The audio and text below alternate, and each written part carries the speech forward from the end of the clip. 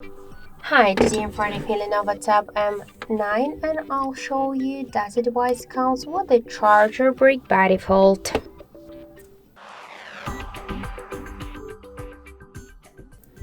So let's open first the box.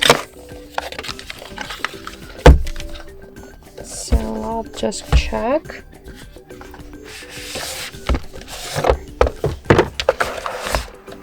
Okay, let's check this box first. And we could see that our device comes with the charger brick.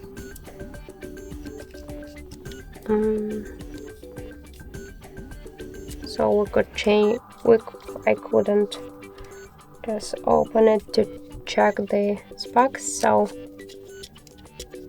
I think that this is the original Lenovo charger with all of the specifications somewhere here.